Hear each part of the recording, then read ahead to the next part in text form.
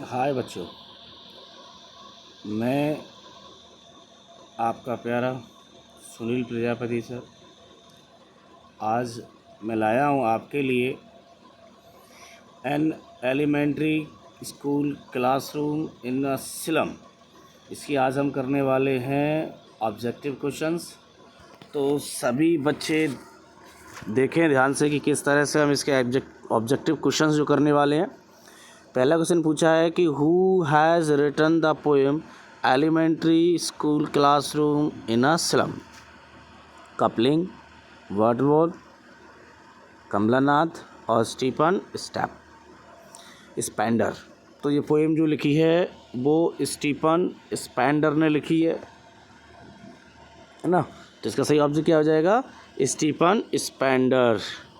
अगला प्रश्न की बात करें, अगला प्रश्न पूछा गया है कि what theme did the poet concentrated on in the poem. यानी कवि ने इस पोएम में किस थीम पर जो है सबसे ज़्यादा कंसंट्रेटेड किया है। तो क्या सही आंसर होगा? Theme of social injustice and class inequalities, theme of children and their happiness, theme of insecurities, none. तो हमारा सही आंसर हो जाएगा themes of society, social injustice and class inequalities. अगले प्रश्न की बात करते हैं। अगला जो प्रश्न है हमारा, what does the poet portrait in the poem. यानी कब जो है इस कविता में किस चीज़ को बताने की कोशिश कर रहा है? यंग माइंड्स को, प्लेफुलनेस ऑफ द चिल्ड्रन को, क्वेश्चंस ऑफ चिल्ड्रन को बता रहा है, और ये सारी चीज़ें की है, यानी का दस खींचा है। या फिर उन्होंने जो है किसका दृश्य खींचा है बच्चों? उन्होंने खींचा है the plight of young children in a slum. मतलब बच्चे जो हैं वो स्लम एरिया में किस तरह से रह रहे हैं, मतलब जो झुप्पियाँ हैं उसमें किस तरह के बच्चे पाए जाते हैं। उनके बच्चे जो हैं बिल्कुल गस्टीव की तरह एनर्जी लेस है, और बच्चों में बिल्कुल भी चेहरों पर खुशी जो है, जॉय बिल्कुल दिखाई दे रहा है ना। तो इस तरह से राइटर ने इस पोएम में प्लाइट ऑफ हैप्पीनेस को शो किया है। अगला प्रश्न है, what does the poet compare in the poem. कवि ने इस कविता में किसको कंपेयर किया है? द यंग एंड ओल्ड को किया है, जनरेशंस गैप्स को किया है, ओल्ड एज एंड चाइल्ड को किया है, या रिच एंड पुअर चिल्ड्रन को किया है। तो ये सही आंसर क्या हो जाएगा बेटा? इसका सही आंसर हो जाएगा हमारा रिच एंड पुअर चिल्ड्रंस। कि किस तरह से अमीर के बच्चों को वो सारी सुविधाएं मिल रही हैं, और वेयर एज जो गरीब बच्चे हैं, पुअर बच्चे हैं, उनको इस बाहरी दुनिया से कोई मतलब नहीं है। उनके मैप को उन्हें कहीं भी मैप में दर्शाया नहीं गया है, ना ही उनके लिए इस मैप में कोई खिड़की बनाई गई है जिसमें से झाँक कर वो इस दुनिया को देख सकें, है ना। ठीक है बच्चों। अगला प्रश्न है, what kind of life do the children living in slums have. Question पूछा है कि जो बच्चे स्लम्स में रह रहे हैं उन बच्चों का जीवन किस प्रकार का है? फुल ऑफ लव, क्या उनके जीवन में प्यार ही प्यार है? क्या फुल ऑफ केयर और वार्मथ, क्या उनकी पूरी प्रॉपर तरीके से केयर हो रही है और इनको मतलब गर्माहट के साथ गले लगाया जा रहा है? क्या hopeless and full of struggle है? तो सही आंसर क्या हो जाएगा हमारा? सही आंसर इसका हमारा है hopeless and full of struggle. अगला प्रश्न की बात करें, what does the poet compare the colour of walls. यानी इस क्वेश्चन में पूछा गया है कि कवि ने जो स्कूल की वॉल्स हैं उसकी तुलना किस कलर से की गई है, मतलब कलर ऑफ द वॉल्स का किससे किया गया है? तो रॉटन फ्रूट से। ये क्या हो जाएगा? ये गलत हो जाएगा क्योंकि रॉटन फ्रूट की बात ही नहीं हुई थी। स्टेल चपाती, जो बासी रोटीज़ हैं उनसे की गई है। क्या सड़ी हुई सब्जियों से की गई है? तो हमारा सही आंसर क्या हो जाएगा? हमारा सही आंसर हो जाएगा कौन सा? सही आंसर हो जाएगा सार क्रीम से। यानी थोड़ा सा फीका हुआ कलर है, डल है और क्रीमियस कलर, उस कलर से क्या किया राइटर ने यहाँ पर वॉल की तुलना की है। अगला क्वेश्चन है कि इस कविता में नहीं, what are the poetic devices use in the poem, यानी इस कविता में कौन कौन सी पोएटिक डिवाइस हैं उनको यूज़ किया गया है।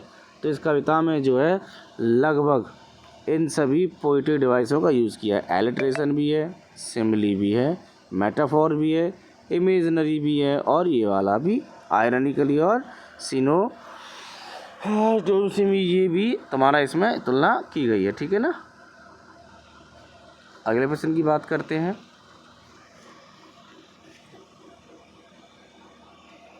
अगला प्रश्न पूछा आपसे कि what do the words their future is painted with fog convey, यानी जो वर्ड है their future is painted with fog क्या कन्वे कर रहा है, क्या कन्वे कर रहा है, क्या वो कर रहा है कि उनके पास कोई लव नहीं है, कोई केयर नहीं है, नो वार्मथ है, नो हार्ड वर्क है, या नो होप ऑफ इम्प्रूवमेंट है। तो सही आंसर क्या हो जाएगा इसमें कि उनका जीवन जो फॉग से जो वर्ड दिया गया है पेंटेड विथ फॉग, इसका मतलब है कि उनके जीवन में सुधरने की कोई उम्मीद नहीं है कि उन लोगों को सुधार होगा, क्योंकि गवर्नमेंट भी कोई ध्यान नहीं दे रही, ना ही कोई विजिटर्स उनको देखने के लिए आ रहे हैं, ना ही कोई इंस्पेक्टर्स भी हैं जो उनको देखने के लिए आ रहे हैं। वो जैसे हैं वो जैसे कि जैसे हैं, और ये एक से नहीं, जिनकी पीढ़ियों से इनकी हालत ऐसी की ऐसी बनी हुई है जो कभी सुधरने वाली नहीं है।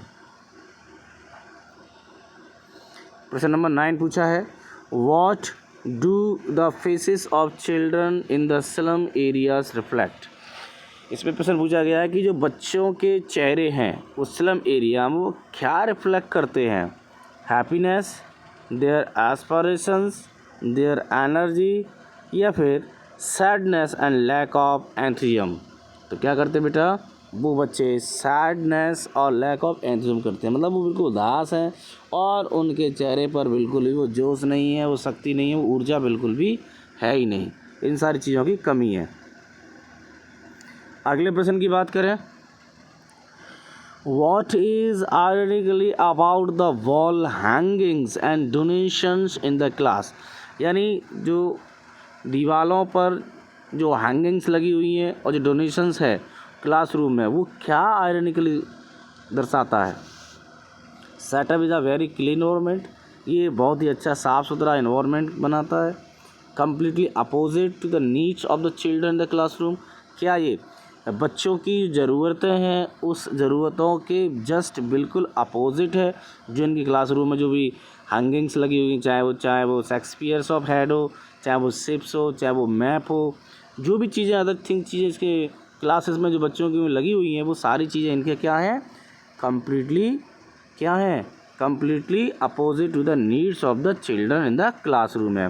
बाकी अलावा हैप्पी सेट एनवायरनमेंट तो हो ही नहीं रहा है, और ना ही बच्चे क्या कर रहे हैं, ग्लूमी सेटअप कर रहे हैं, क्योंकि बच्चे हंस खेल नहीं रहे हैं, फल फूल नहीं रहे हैं बच्चे ना, सारी चीज़ें नहीं हो रही वहाँ पर, क्योंकि इन लोगों को इन शेक्सपियर हेड से, मैप से, शिप से, लव से, इनके दुनिया का इनसे कोई कनेक्शन ही नहीं है, क्योंकि इन्होंने दुनिया को जाना ही नहीं है कि एक्चुअली में बाहरी दुनिया ये है, जबकि ये बच्चे तो स्लम्स में जी रहे हैं, तो इन्हें तो अपने स्लम्स के बारे में ही पता है। अगला प्रश्न, what does paper swimming boy mean, तो जो पेपर स्विमिंग की तरह जो बॉय दिख रहा है उसका मतलब क्या है, had a paper in his hand, मतलब उसके हाथ में पेपर है। Was as thin as a sheet of paper, क्या वो बच्चा जो है इतना पतला है जैसे कि पेपर की सीट हो, या as white in colour like a sheet of paper, क्या वो इस तरह इतना वाइट है जैसे कि पेपर हो, या ऑल ऑफ दीज। तो सही आंसर क्या हो जाएगा हमारे इसमें, हो जाएगा was as thin as a sheet of paper. ठीक है बच्चों, क्वेश्चन नंबर 12 की बात करते हैं। What is the tree room in the poem, जो ट्री रूम है इन पोएम में वो क्या है, ए ट्री शेप्ड रूम है, a room on a tree where squirrels play है, a room on a tree where rats play है, a room on a tree where pigeons play है। तो हमारा सही आंसर क्या हो जाएगा बच्चों, इस पोएम में जब हमने पढ़ा था तो आपको बताया था कि जो बच्चे हैं वो ड्रीम में हैं, उनकी आंखों में ड्रीम है, और वो स्क्वायरल्स के गेम को देख रहे हैं, और स्क्वायरल्स गेम किस पे होती है बेटा, on a tree, a room on a tree where squirrels play, जहाँ पर क्या होगी, गिलहरियाँ अपने गेम्स को खेल रही हैं। ठीक है, अगले प्रश्न की बात करें, व्हाट डू कैटाकॉम्स सिग्निफाई, जो कैटाकॉम है वो क्या सिग्निफाई कर रहा है, क्या प्रदर्शित कर रहा है? Relevance of the map hanging on the walls on the classroom, confinement to the slum, the maps being irrelevant, importance of the school और death। तो यहाँ पर किस चीज़ को प्रदर्शित कर रहा है?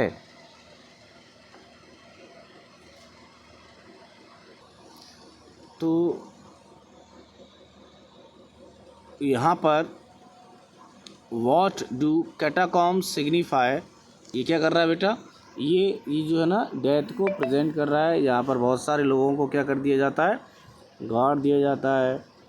एक तरह का ये सिमेट्री है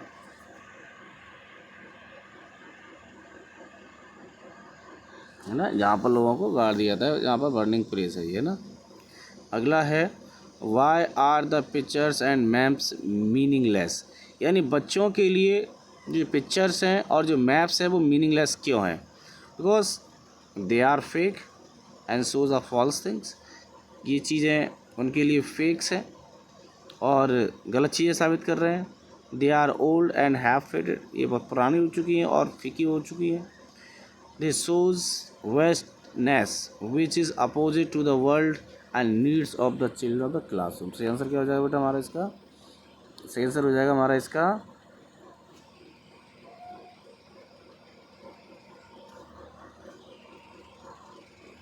सही आंसर क्या हो जाएगा बच्चों हमारा इसका? जो सही आंसर हो जाएगा हमारा इसका सी वाला answer.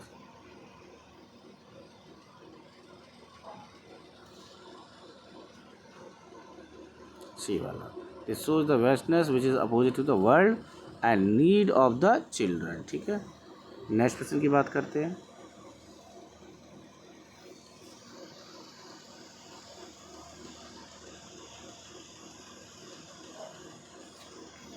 How can powerful people help the poor children, किस तरह से शक्तिशाली जो व्यक्ति है वो इन गरीब बच्चों की मदद कर सकते हैं? By fighting with the government, by fighting with the powerful, by bringing gaps of inequalities and injustice, by fighting with rich.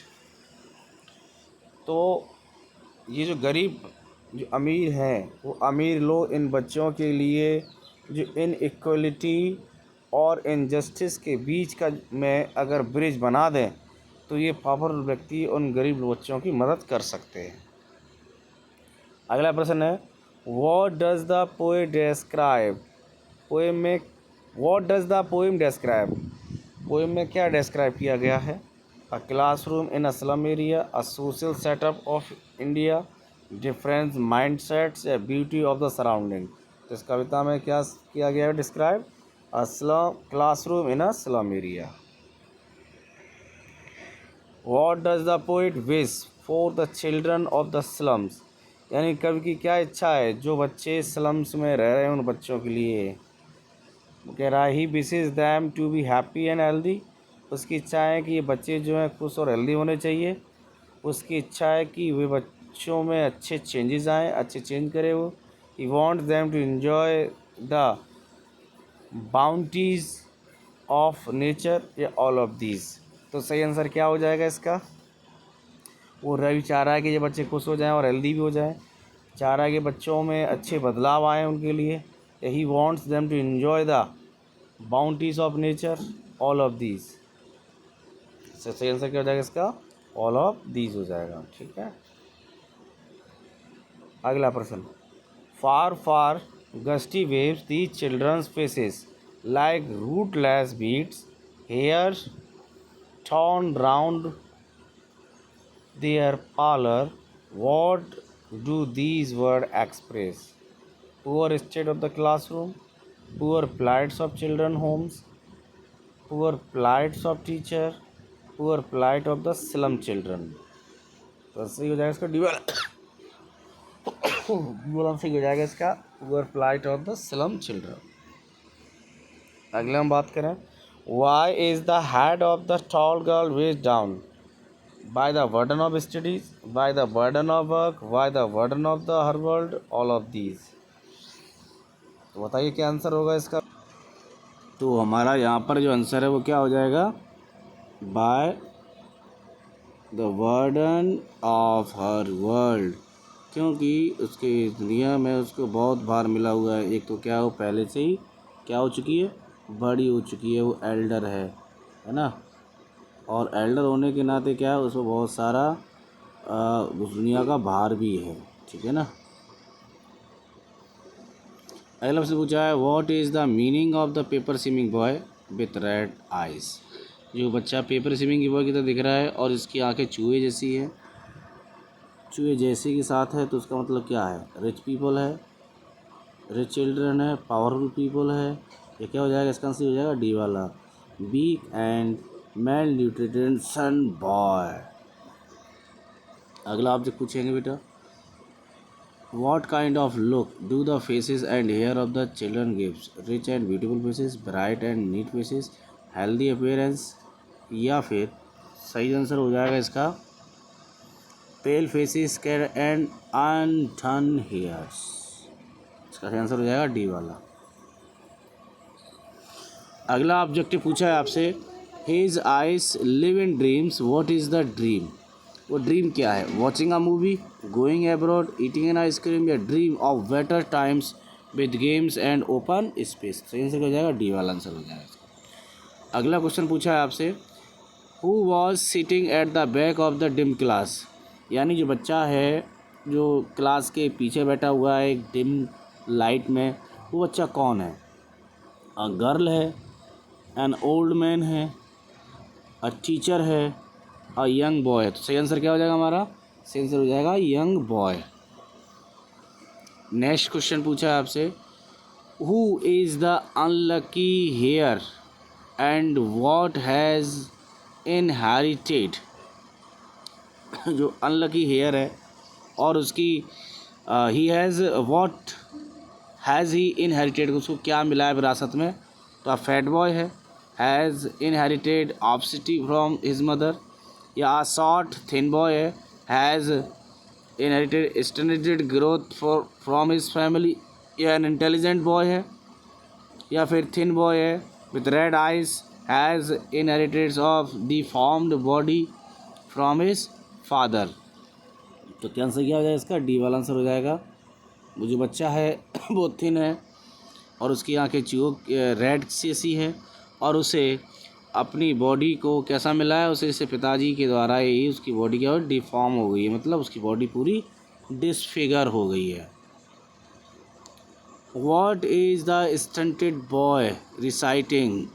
क्या रिसाइटिंग कर रहा है, किसको याद कर रहा है वो, a happy song from A seat, a religious song in a group, a sad song from the front of the class, या लेसन फ्रॉम हिज डेस्क। क्या आंसर सी क्या हो जाएगा, lesson from his desk. What does the color of the classroom ball point out? यानी जो classroom की दीवारें हैं वो क्या पॉइंट आउट कर रही हैं, क्या दर्शात कर रही हैं, happy and poor state, happy and rich state, poor condition of the slum area, poor condition of slum area.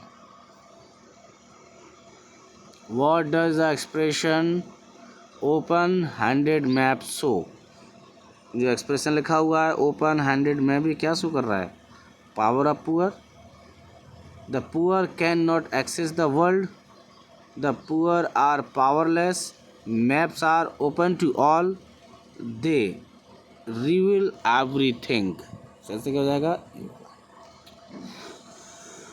Next question है बेटा, awarding the worlds its worlds, what do these world express. The world is ours, the world is yours, the world belong to the poor, the world belong to the rich। जो worlds ये word है वो क्या कर रहा है पता से, awarding the worlds to worlds.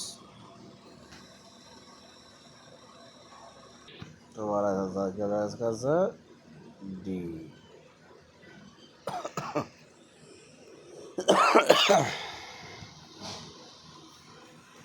तो इसका सही आंसर क्या हो जाएगा, the world belong to the rich. ठीक है बच्चों, तो ये हुए आज के हमारे ऑब्जेक्टिव क्वेश्चन सारे।